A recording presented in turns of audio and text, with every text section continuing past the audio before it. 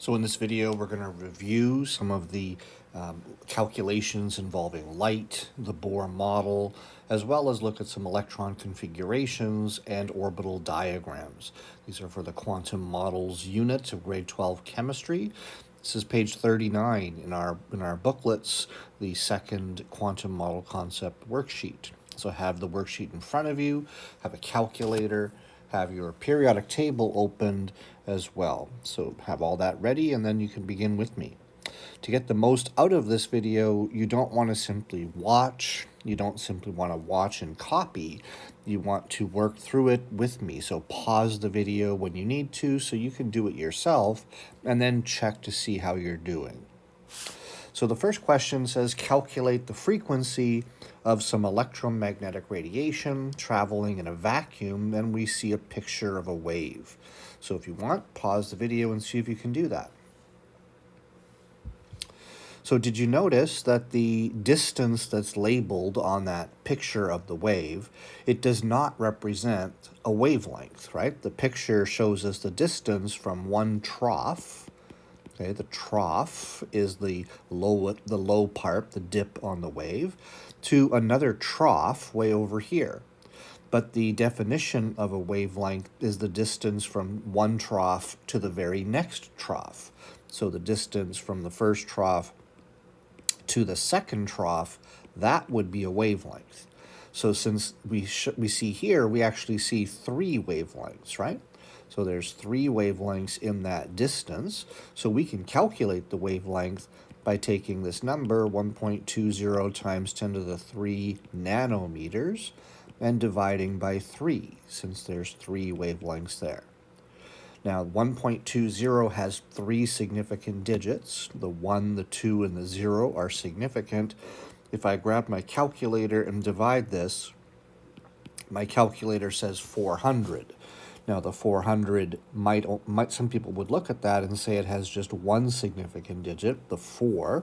So I'll put a decimal at the end to say that those two zeros are also significant digits. So the wavelength is 400 nanometers. Now that I know the wavelength, calculating the frequency is straightforward. Whoops, we have an equation. C, the speed of light, is the wavelength times the frequency. So to rearrange that, frequency will be the speed of light divided by the wavelength. If you don't remember the speed of light, it's in your data booklet on page 2, where there's fundamental constants at the top of the page. So the speed of light, 3.00 times 10 to the 8 meters per second. And we just found that the wavelength was 400 nanometers. But you see right there, we have a problem. The speed of light used meters per second, but our wavelength wasn't in meters, it was in nanometers. So we're going to have to convert it into meters. If you look on page 2 of the data booklet, at the bottom of the page, it'll tell you there what nano means. Nano, that prefix, means times 10 to the power of negative 9. So if I simply add times 10 to the negative 9, then instead of nanometers, that's now going to be meters. All right? So now we can see that the units meters cancel out, and we're going to have units of per second, which is the unit for frequency. So now I know I'm doing this correctly. So pause the video if you haven't already done so and calculate this answer with your calculator.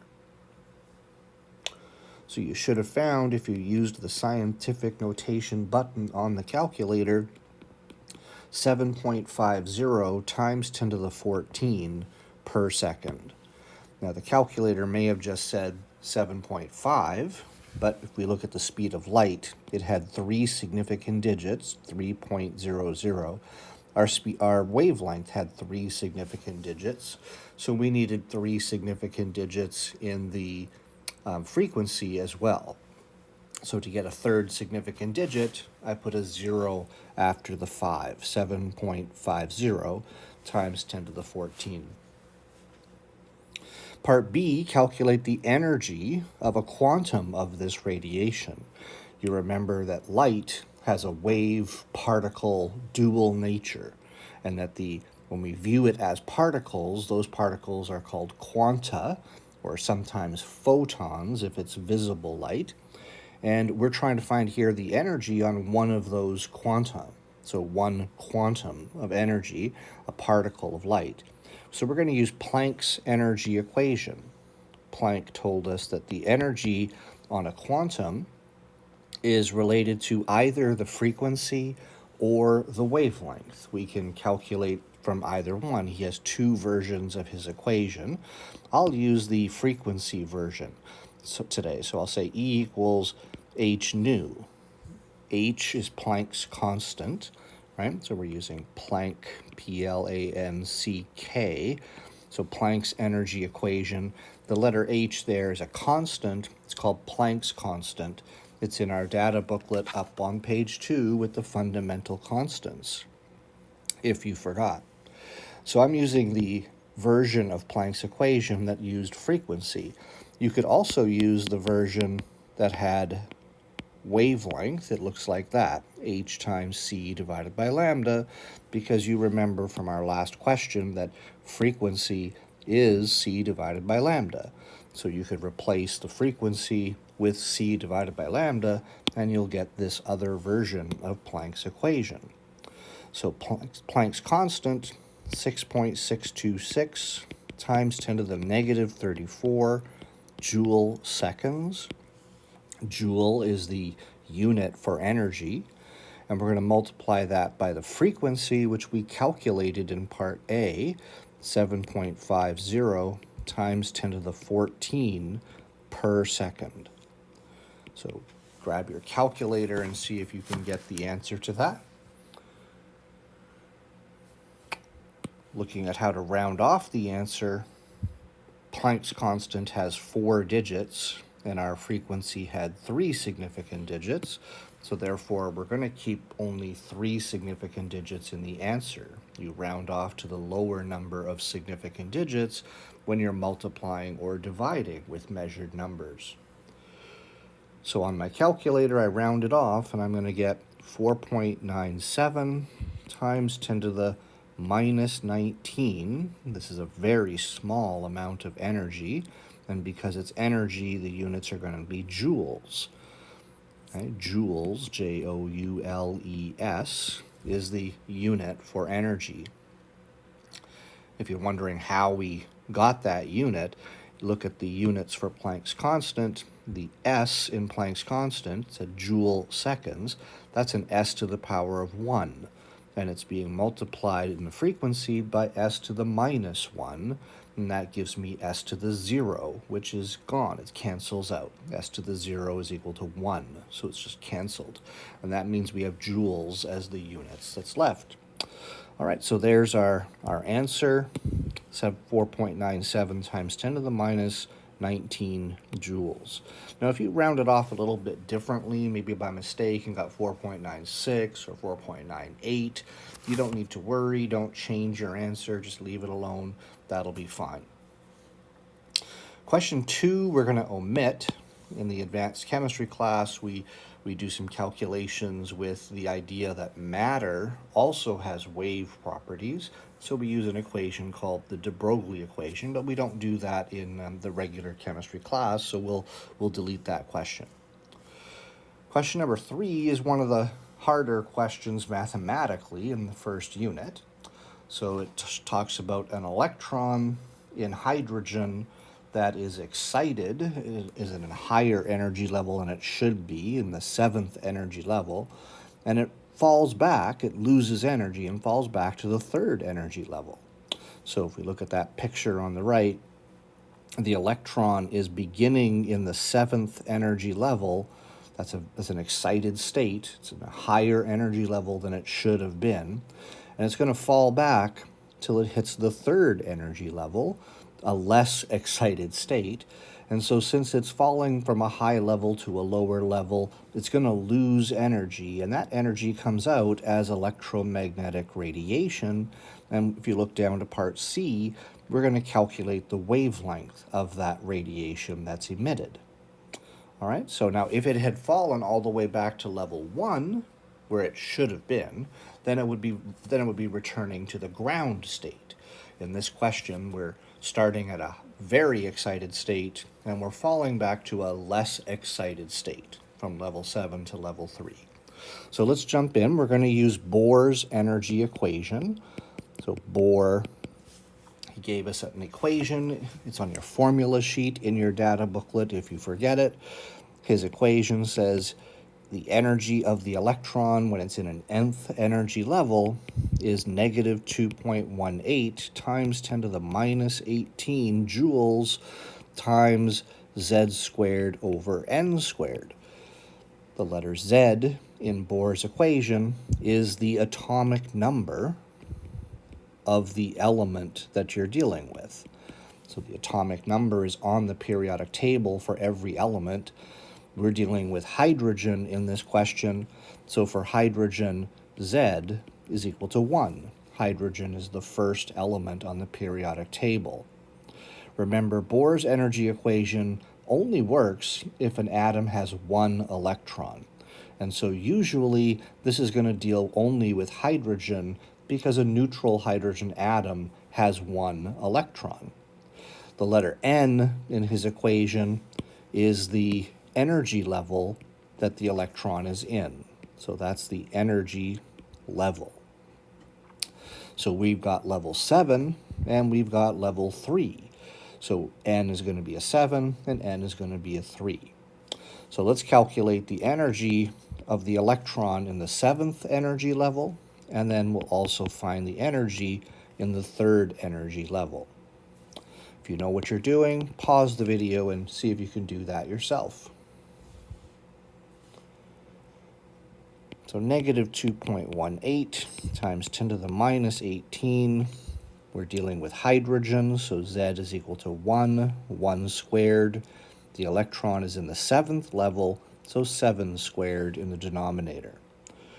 E3, negative 2.18 times 10 to the minus 18 joules times 1 squared, because it's hydrogen, divided by 3 squared. That's the energy level. On my calculator, I'm going to use that scientific notation button.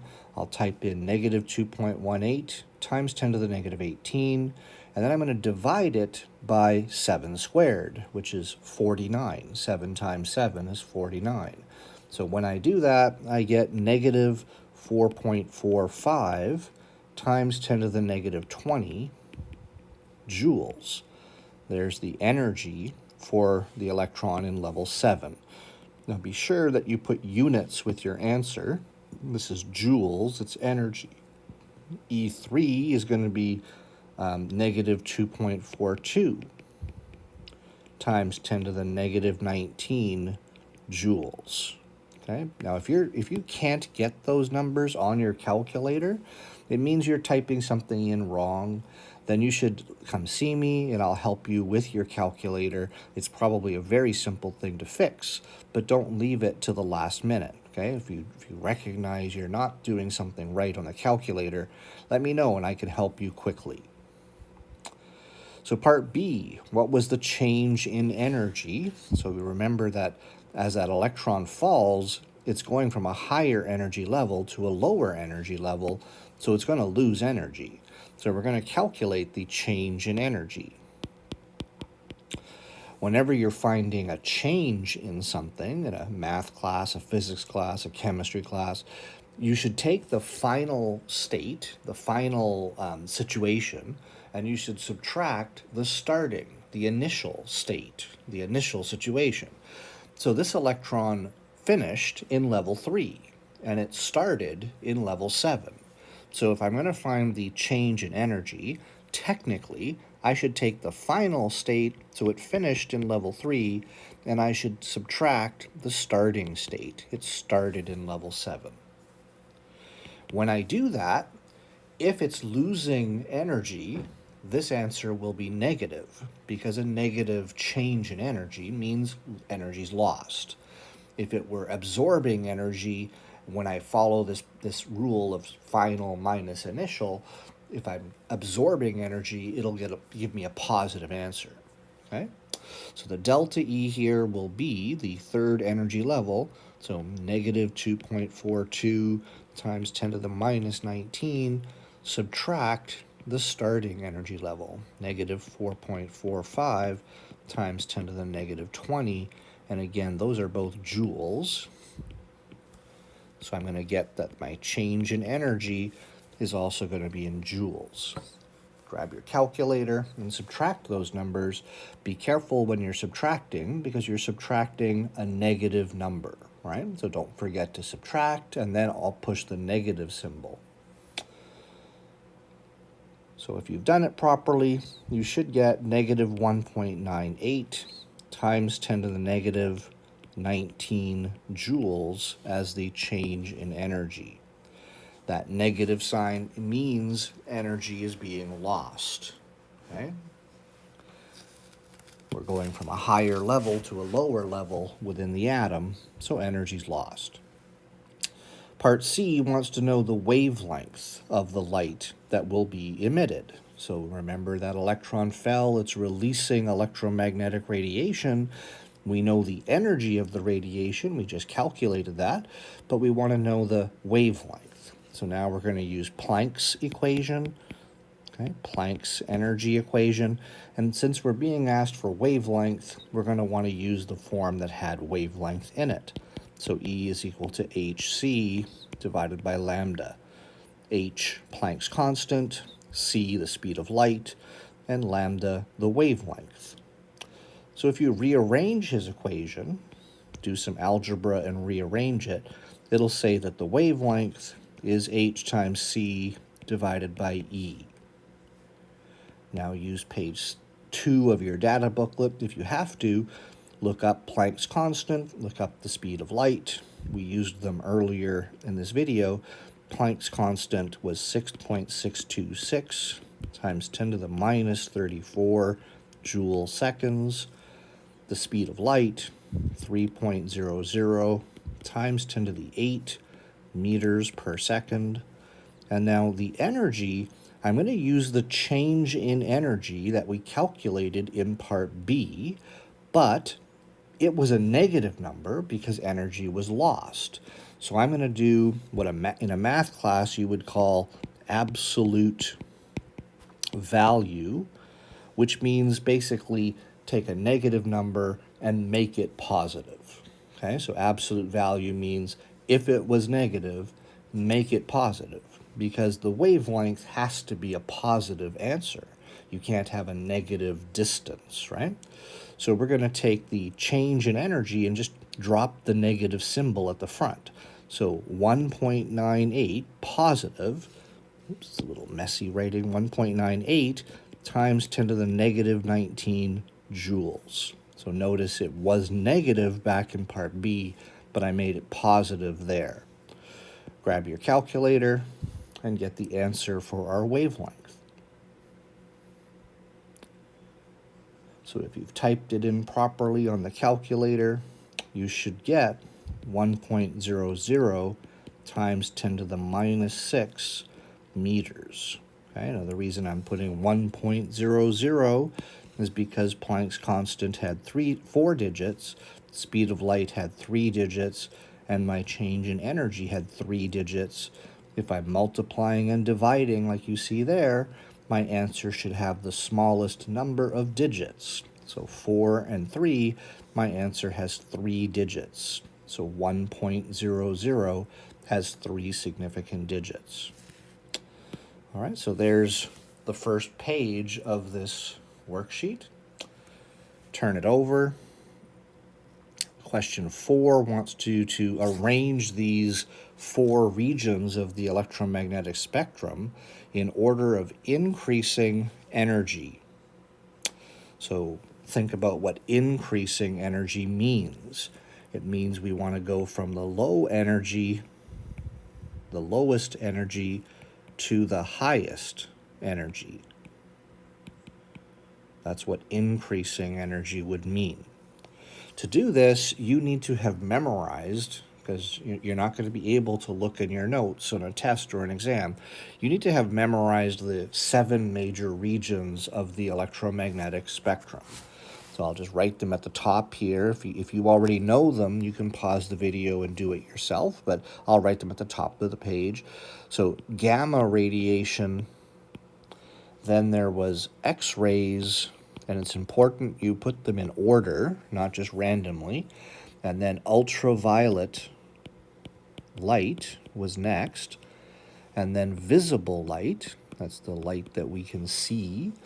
And then infrared light, infrared radiation. And then came microwaves. And then at the other end of the spectrum was radio waves. Okay?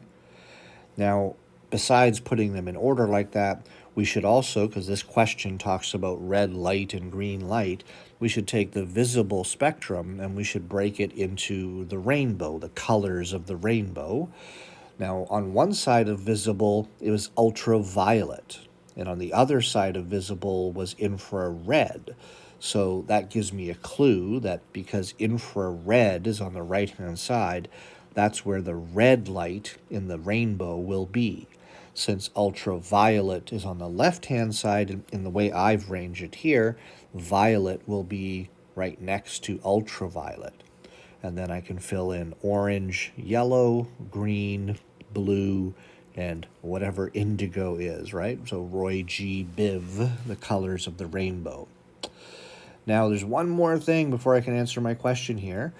This is the regions of the spectrum laid out, but which end of that spectrum was the shortest wavelength, which was the highest wavelength, which was longest wavelength, which was the lowest and highest frequency, which was the lowest and highest energy. So gamma rays, this is where the wavelengths were really close together. So this is the shortest wavelength. And then I remember that wavelength and frequency are inversely related. So if that is the shortest wavelength, it must be the highest frequency. And then I remember that according to Planck's energy equation, the frequency is directly related to the energy. So if it's the highest frequency, it's the highest and most dangerous, right, energy. That's why gamma radiation is so dangerous, because it's the highest energy. Then the other end of the spectrum, the radio waves, will be the longest wavelength. They'll be the lowest frequency, and they'll be the lowest energy. All right, so now I know how the spectrum is arranged. So we want increasing energy. Pause the video and see if you can figure out which one of these four should go on the box on the left and which one should go on the box on the far right. The lowest energy and the highest energy. So of these choices, microwaves are closest to the lowest energy end of the spectrum, so they'll go first. We're going from low energy to high energy. And then of these choices, X-rays would be the highest energy, so they go at the end. Well, then we still have green light and red light. We've done X-rays, we've done microwaves. What about green and red light? Well, looking into the rainbow, I noticed that green light is to the left of red light, right? So that means green light must have higher energy than red light. So red light would go next. Whoops, this is red light. It's got lower energy than green light. And there I'm done. So microwaves was the lowest energy, and then red light, green light, and finally X-rays. Question number 5. Pause the video, use your periodic table, and see if you can write out the full electron configurations for these elements. So the first one, vanadium, the full configuration means we start with 1s, right? So vanadium is in the transition metal family. It's in the D block, and it's in the 4th row of the periodic table. So I remember that when you're in the D block, the energy level there is one number lower than the row you're in. So if it's in the fourth row and in the D block, it'll end in 3D. So keep that in mind. So vanadium will be 1s2. There we're at helium on the periodic table. 2s2 and then 2p6. Now I'm at neon on the periodic table. 3s2 and 3p6. There I'm at argon. 4s2, and then to get to vanadium, 3d, and vanadium is the third element into the D block, so 3d3. All right? Now, if you have no idea what I just did, you're going to want to ask me for some help on this, and you'll say, I don't understand how to do full electron configurations. Rubidium. Rubidium is in the first column of the periodic table, the first group. It's an alkali metal. It's element number 37. See if you can do that one. So rubidium would be 1s2, helium, 2s2 and 2p6. There's neon. 3s2 and 3p6. There's argon. Then be careful here, 4s2, and then we drop down to 3d, and we have to go all the way through the D block, and there's 10 elements there, so 3d10. That's now zinc. And then we have to go back up to the P block, so that's going to be back to 4p6, and now we're at krypton. Okay, so on a test, this is as far as we would get on a test. I wouldn't ask you to do a full configuration for something past krypton. Rubidium is the very next element, so it's not that hard. So we go to level 5, 5s, and it's the first element there, so 5s1. There is the full configuration for rubidium.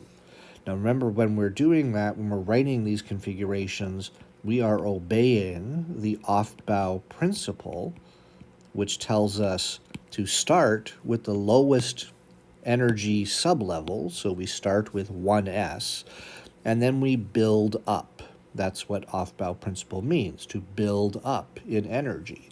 So 1s is the lowest energy sublevel, then 2s, and then 2p. So these are the sublevels in increasing energy, and we're just filling them and building up. We're obeying the Offbow principle. Number 6, there's a shorter way to do electron configurations called the noble gas abbreviated version. You may have heard me describing my answers in the last question saying I'm at helium, I'm at neon, I'm at argon. Those are noble gases. So to do the noble gas abbreviated configuration, I'll do iodine with you here. We write iodine, find iodine on your periodic table. It's element number 53, so find that element. Remember that the noble gases on the periodic table are the last column. So helium, neon, argon, krypton, those are noble gases. So what you want to do is find the last noble gas before iodine on the periodic table. So if iodine is element 53, the last noble gas before iodine was krypton, Kr, and that's element number 36. So I'm going to say that instead of 1s2, instead of writing all that out, I'm going to start iodine's configuration at krypton, the last noble gas before iodine. Then I'm just going to continue from krypton to get to iodine. So look at your periodic table. After krypton, you're going into row 5, so that would be 5s2. Right now I'm at strontium on the periodic table, Sr. Then we're going into the D block, so we go to 4d, we drop an energy level. To get to iodine, we go all the way through, so there's 10 elements there, so 4d10. On the periodic table, I'm at cadmium right now, which is element Cd, number 48. And then to get to iodine, we're back into the P block in row 5. So that's going to be 5P, and iodine is the 5th element there, so 5P5. There's the noble gas abbreviated configuration for iodine. Let's do the same thing for chromium, but I hope when you saw the word chromium, you remembered a little alarm goes off. That's one of our 2 exceptions that we're supposed to know, 2 exceptions to the Offbow principle, right? So what happens with these 2 exceptions, chromium and copper? In both of those cases, they are in the D block, so they're in the transition metal section. And if you take a look at vanadium right here, notice how vanadium ended in 4s2 and 3d3. Well, with chromium and copper, those 2 elements, it turns out that one of the 4s electrons jumps into the 3d sublevel. So instead of a 4s2 and 3d something, you'll have one less 4s electron, so it'll be 4s1. And then you'll have one more 3d electron than you thought you should have. Okay, so one less 4s and one more 3d because an electron jumps from 4s to 3d. That happens for chromium and it happens for copper. So with that understanding, see if you can do the noble gas configuration for chromium. So the last noble gas before chromium, Cr, number 24, was argon. So I'm going to start with argon, number 18 on the periodic table. And then after argon would come 4s. Now, normally it would be 4s2, but as we just said, one of those electrons is going to move to the D sublevel. So instead of 4s2, it's 4s1. And then 3d comes next, and chromium would have been 3d4. It's the 4th element in. But that s electron jumped into the 3d sublevel, so it turns out to be 3d5 instead. It gets an extra d electron. So there is the chromium exception to the Offbow principle. Number 7 asked for an orbital diagram for phosphorus. An orbital diagram, you remember, is usually drawn using boxes to represent the orbitals and arrows to represent the electrons in the orbitals. So you find phosphorus, it's element number 15 on your periodic table, symbol P, and think about its electron configuration. It'll be 1s2, so we'll draw a single box. We'll label that 1s. It has 2 electrons in that orbital. Remember, it was the Pauli exclusion principle, which led to the fact that each orbital has only 2 possible electrons. So this box represents an orbital. It can hold only 2 electrons. And those electrons have to have opposite spins. They have to spin in opposite directions within the orbital. So we represent the electron spinning one direction with an arrow pointing up, and then we represent the second electron with the opposite spin as an arrow pointing down. So the 2 arrows represent 2 electrons, and they're spinning in opposite directions according to Pauli's exclusion principle, and so the arrows point in opposite directions. So there's 1s2. Let's keep thinking of the configuration. Then comes 2s2, so we put 2 electrons there. Then comes 2p, but we remember the 2p sublevel has 3 orbitals, right? These are those peanut-shaped orbitals, and they always come in groups of 3. So I'll label that as 2p, and now I'm going to use Hund's rule. Hund's rule. Hund's rule says if you are filling up orbitals, like we're about to do here, that have equal energy, these p orbitals all have the same energy, He said you need to keep the electrons unpaired as long as possible. You need to maximize the number of unpaired electrons. So we're going to put one electron in the first 2p orbital, then a second one, and then a third one like that. We've kept them unpaired as long as we can. Next, we have to pair them up because we've got 2p6. So now we have to start putting partners with them. So that's how you should have filled the 2p sublevel. Then comes 3s, and again, it's just one box because there's only one orbital, 3s2. And then we have finally a 3p sublevel, and again, because it's a p sublevel, it's going to have 3 boxes, 3 orbitals. Now, phosphorus ends in 3p3. So if we obey Hund's rule, we're going to put one electron here, a second electron there, and a third electron there. It ends up having 3 unpaired electrons, right? 3 unpaired, they don't have a partner, electrons. And because it has unpaired electrons, there's a word for this. Phosphorus is paramagnetic. Any element that has unpaired electrons, whether it's 1 or 2 or 3 or 4, it doesn't matter how many, if it has unpaired electrons, it is paramagnetic. All right, that's an important term. Question 8 says, which of the elements in period 3, so this is the same row that we were just discussing, there's phosphorus, which of the elements here are not paramagnetic, but instead are diamagnetic? Well, if paramagnetic meant they have unpaired electrons, diamagnetic means they have no unpaired electrons.